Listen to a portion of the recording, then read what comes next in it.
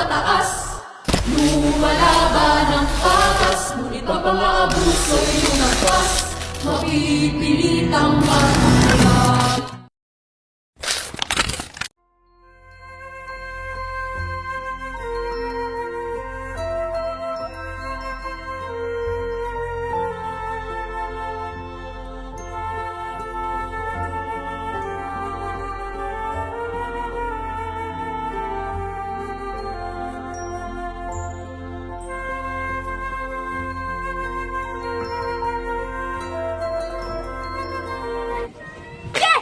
Barbaridad!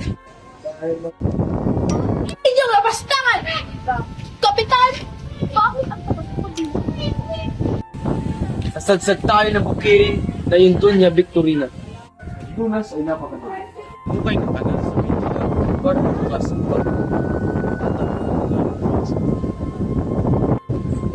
masisira ka ba yan? Wes, suwi ka. Gamitin ang mga bilanggo upang walang pera masasayang. Maaaring magdulot ng pag-iimagsik. Ang lupain ito ay ilang beses lang dahil sa sabi nito ang mga. Pulong ito ay hindi na muling magmagsik. At kayo, Padre Salvo, ano ang silbi ninyong mga prale kung magmagsik at dahil? Nakakamayan ang patong bayan. Aba! Kailangan mag-aalaga ng pato. Tara! Nagkakadiring balot! Mabuti pang tabunan ng lawa. Tiyak kong hindi may sa katuparan ang Akademya ng Wikang Estilo. Mas para ng kapitan, nag-aantay lamang kami ng pahintulot. Tsaka binigyan ako namin si Padre Irene ng 2 kabayo dahil nangako siya na makita ang hiniran. Saan kayo magtukuha ng salapi? Ang bawat mga estudyante. At sa mga magtuturo? Nag-alok si Magaray ng isa sa kanyang mga buhay. Makilala talaga tayong lumakad ng parurong. Ikaw ba ang mga tao sa luwigan na hindi makabili ng alas dahil sa kahirapan? Hindi nga po, sapagkat hindi naman kailangan. Ha? Mabuti pa ay samahan nila mga kung uminom ng sigbisa. Hindi po kami umiinom ng serbesa.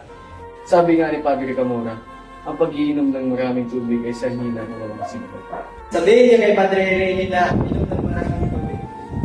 Upang makaiwas sa mga chismis ng mga relihiyoso. Ang dako ng lawa, napatay ang isang Ibarra. Ibarra. Isa ko mo, Ibarra. Saan nga ba, Kapitan? May naiwan bang bakas sa ilog? Totoo po ba ito na hindi sapat ang pera natin sa aking pag-aaral? Pasensya na, Huli. Pangako sa susunod na taon, ipapadala kita sa Maynila.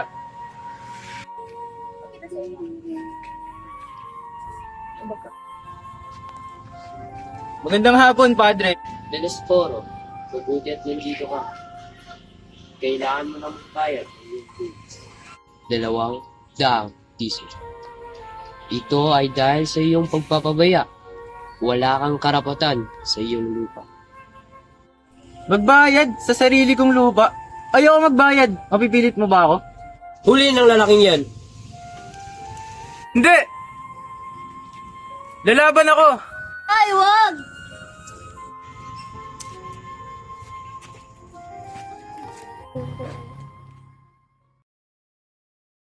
Bitawan niyo siya!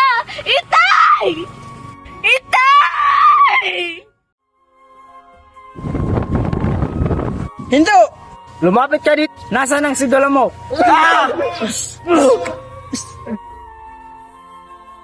Asan po ang kabesa? Hindi mo ba alam? Nadakip siya dahil wala siyang pambayad sa lupa. Ikaw ba ang anak ng nasira?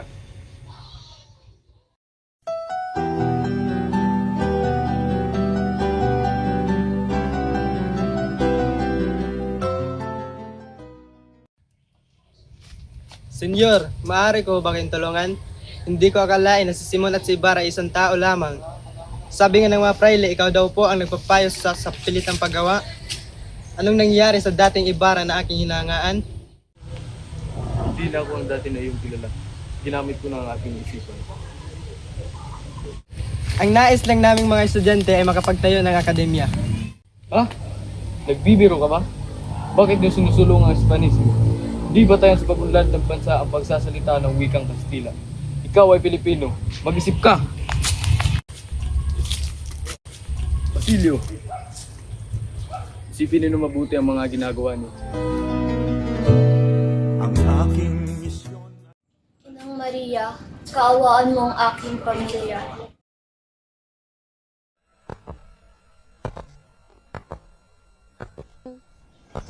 Magandang araw, Tandang Selo.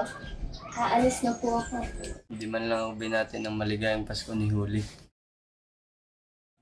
Maligayang Pasko po, Tandang Selo. Maligayang Pasko po.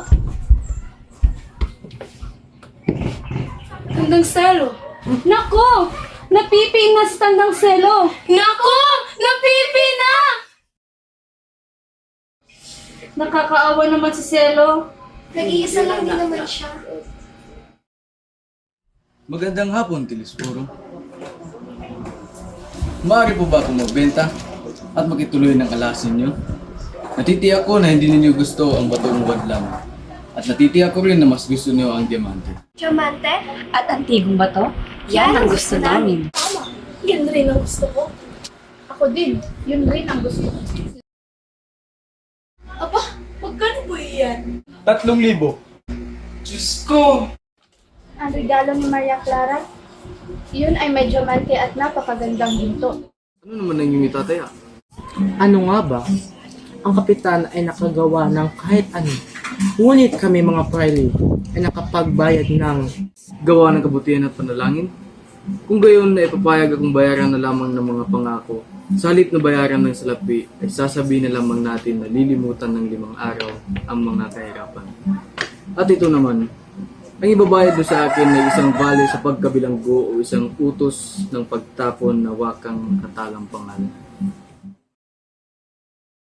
Kapitan, muli pong naparito ang anak ni Kabisang Tales upang hilingin mapalaya ang kanyang nuno. Lord Diyos, hindi na ba ako makapanangali ng mapayapa? 3 araw na siyang naparito, kawawa naman. Sige, palayan ng matanda para hindi nila masabi na hindi ako marunong maawa. Siya ka ba sa iyong bakasyon? Oo naman. Ikaw? Sobrang saya. Inimbitahan ako ni Padre Camora at nakilala ko ang masungit at magandang asinta ni Basilio. Isang gabi, hinalo niya ang 2 nagharana.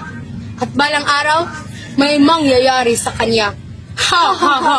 Tignan mo! Ang ganda talaga ni Paulita.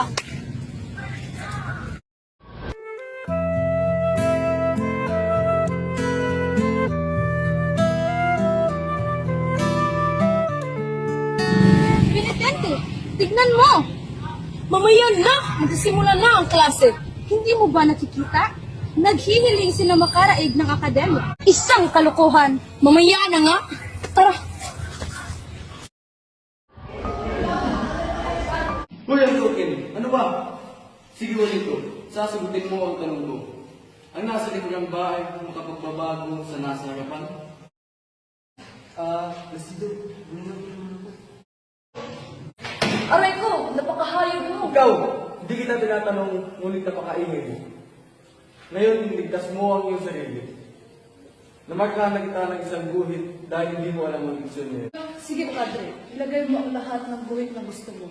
Aalis na ako at hindi na ako babalik sa klase ito.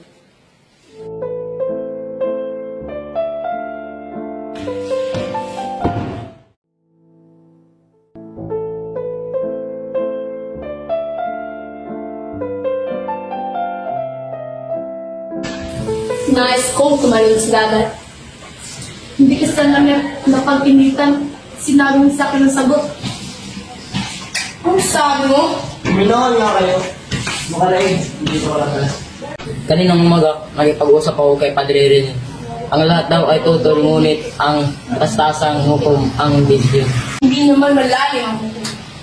Sabi ni Don Costelio, siya naman mag-desisyon. Paano kung hindi sang-ayon si Luis? Sabi ng mga preli ay may dalawang paraan si Ginong Pasca o ang mananayaw ng si Pipay.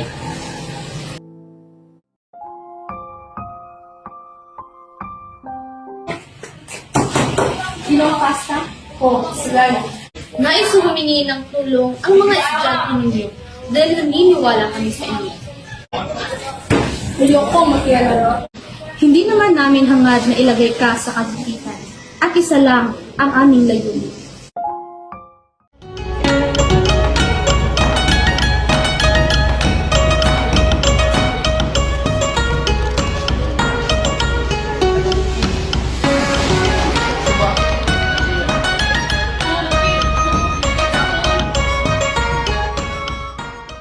Nandito ka na para, ba?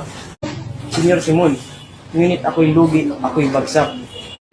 Ipinagtanggol kita mula sa mga Kristiyano. Ang ibang manggugulo ay dahil mo sa akin. At siya nga pala, pero madala akong ilang taon at balik. Itago dito. Ngunit mapanganib yan, senyor.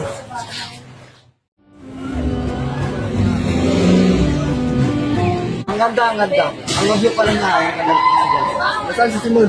Putres, napakorek ko si Simon. Takot siya na pagbayarin katangalan ni Mr. Lee. Kilala lamang yan, tao kadayaan ang pinagyayabang ni Mr. Lee. Sa pakiramdam ng mga manonood, para silang pasok sa isang bahay na may patay dahil sa amoy ng kawanyang at kandila.